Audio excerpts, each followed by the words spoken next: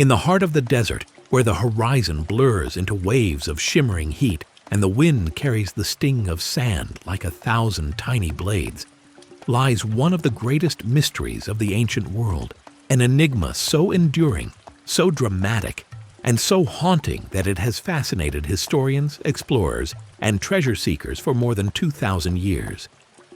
This is the story of a vanished army, an army said to number 50,000 men, an army that marched into the desert under the command of a Persian king and was never seen again. This is the legend of Cambyses' Lost Army, a tale that blends history, myth, archaeology, and the unforgiving brutality of the Sahara itself. To understand this mystery, we must go back more than 25 centuries, to a time when the Persian Empire was the uncontested superpower of the world.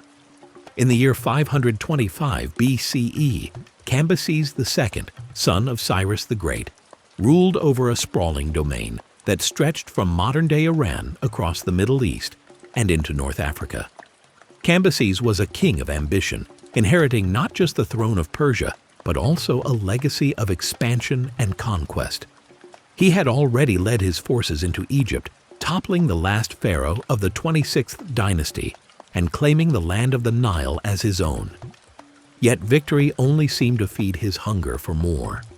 According to the ancient Greek historian Herodotus, the primary source for this story, Cambyses was a troubled king. Some accounts portray him as paranoid, volatile, even mad. Others suggest political slander by his enemies.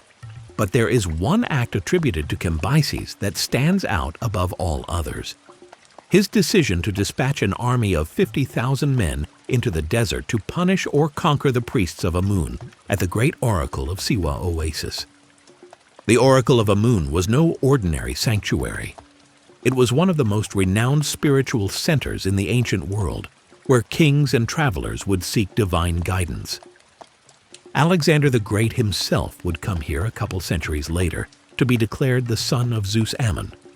But in Cambyses' time, the priests of this oracle had made the fatal mistake of refusing to acknowledge him as the rightful pharaoh of Egypt. To the proud Persian king, this was an outright insult, a challenge that demanded a response. And so the king ordered a massive military expedition westward into the desert, across some of the harshest terrain on earth. He entrusted 50,000 men, Persian warriors, Greek mercenaries, and local Egyptian auxiliaries, to march from Thebes across the western desert to Siwa, a journey of hundreds of miles through a landscape utterly hostile to human life. Herodotus describes the beginning of the expedition in surprisingly clear terms. The army marched from Thebes to the oasis of Karga, then onward into the desert. At first, all seemed to go well. Guided by locals familiar with the terrain, the army pushed forward, reaching the smaller oasis of Bahariya.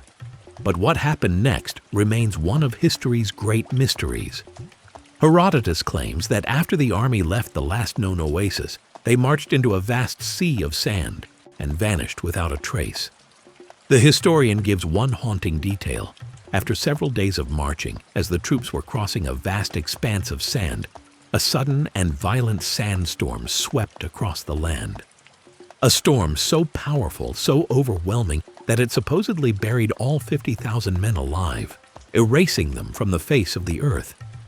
To ancient readers, this account was dramatic, cinematic, and terrifying. A whole army swallowed by the desert itself. But as with many stories from antiquity, the truth behind the legend is far more complex and perhaps even more intriguing. For centuries, scholars debated the fate of the Lost Army. Some believed Herodotus exaggerated or fabricated the tale. Others argued the army never existed at all. But many explorers, driven by treasure, curiosity, or the thrill of solving one of history's greatest puzzles, ventured into the Sahara hoping to uncover evidence of the fallen soldiers. Throughout the 19th and early 20th centuries, European adventurers and archaeologists searched tirelessly for signs of Cambyses' army. Rumors spread of locals finding bronze weapons, pottery shards, or human remains in the sands. Yet every promising lead seemed to dissolve back into myth. The desert, with all its secrets, yielded almost nothing. But the Sahara is not just an empty wasteland. It is a dynamic landscape, shaped by shifting winds and ancient forces. Sandstorms can cover entire valleys, while erosion can expose long-buried artifacts centuries later. Each new expedition brought a sense of possibility. Maybe, just maybe, the remains of the lost army still lay hidden beneath the dunes. In the modern era, archaeologists approach the mystery with fresh tools and new theories.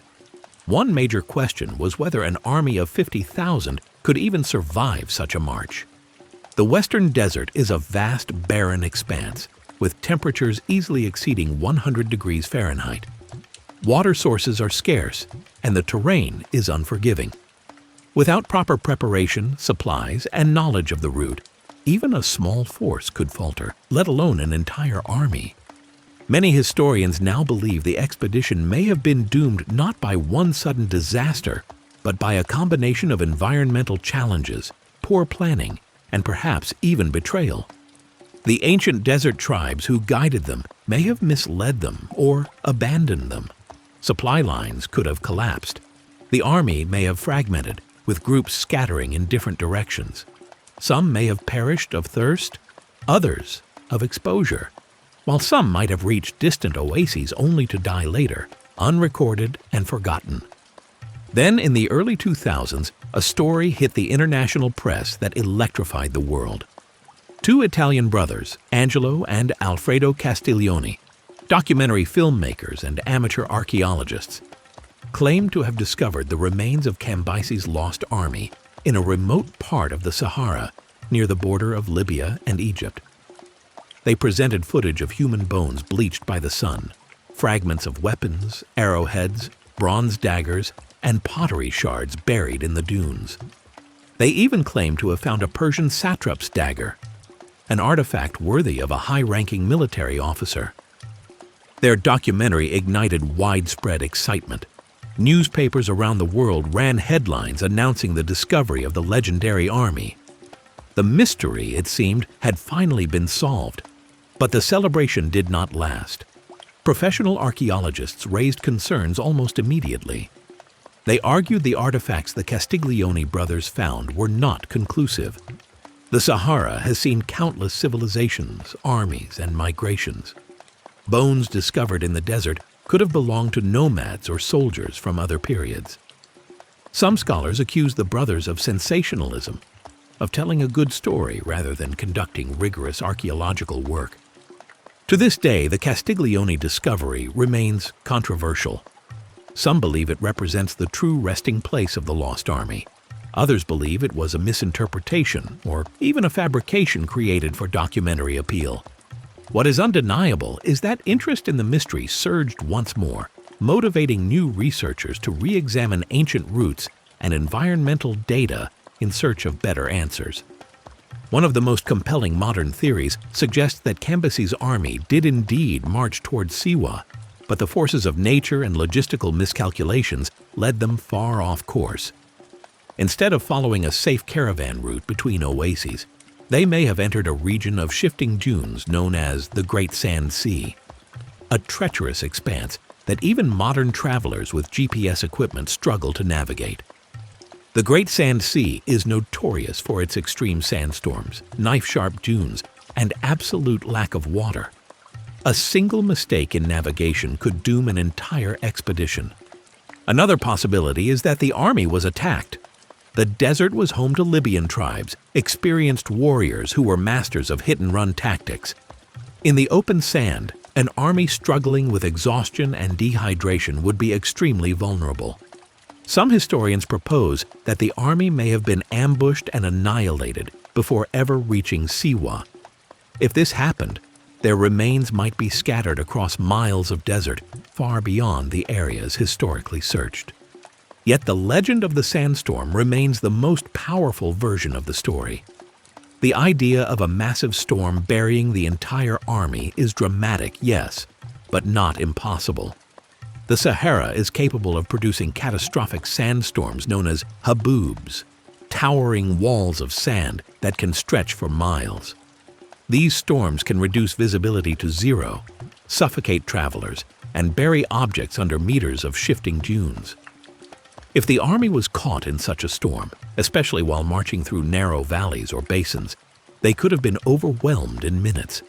Still, even if a sandstorm buried them, where are the bodies? Why has no large-scale archaeological site ever been uncovered? The answer may lie in the nature of the desert itself. Shifting dunes do not preserve in the same way as dry, stationary sands. Over thousands of years, wind-driven sand can scatter and erode skeletal remains, break apart armor, and redistribute artifacts across great distances. An army buried in one location might be unrecognizable centuries later, its bones pulverized, its weapons scattered far beyond their original resting place. As of today, there is no universally accepted archaeological evidence that definitively proves what happened to Cambyses' army. It remains a story suspended between history and myth, a tantalizing question mark in the annals of ancient warfare. But while the fate of the soldiers remains mysterious, the legend itself reveals much about the ancient world. The dangers of desert warfare, the hubris of kings, and the fragility of even the greatest empires. Cambyses himself would never know the fate of his army. Not long after the expedition vanished, he died under uncertain circumstances, either by accident, assassination, or suicide, depending on which historian you believe. His death plunged Persia into chaos, marking the end of one of antiquity's most dramatic reigns. In the centuries that followed, his lost army became the subject of tales, poems, prophecies, and explorations. It served as a reminder of the vast power of nature and the limits of human ambition. Today, archaeologists armed with satellite imagery, ground-penetrating radar, and modern mapping technology continue to search for clues. The desert may be shifting, but the possibility remains that one day a major discovery could emerge. Perhaps a mass burial site, a cluster of Persian artifacts, or even the remnants of military equipment buried deeper than any explorer has searched before. The Sahara hides many secrets and new ones are revealed each year. But until such evidence is found, the story of the lost army remains a powerful narrative, one that speaks to the inherent danger of the world's harshest landscapes and the ambition of kings who believed they could overcome them. It is a reminder that history is not only written in stone and papyrus, but also in whispers carried on the wind, in the mysteries of forgotten places, and in the questions that continue to haunt us thousands of years later. The Lost Army of Cambyses may never be fully explained, but its legend endures, a testament to the awe-inspiring scale of the ancient world, the perilous journeys undertaken by empires, and the haunting truth that even the mightiest armies can be swallowed whole by the sands of time. And perhaps, in the vast emptiness of the desert, somewhere beneath the dunes, the echoes of those 50,000 soldiers still remain, waiting for the day when the wind uncovers their story once more.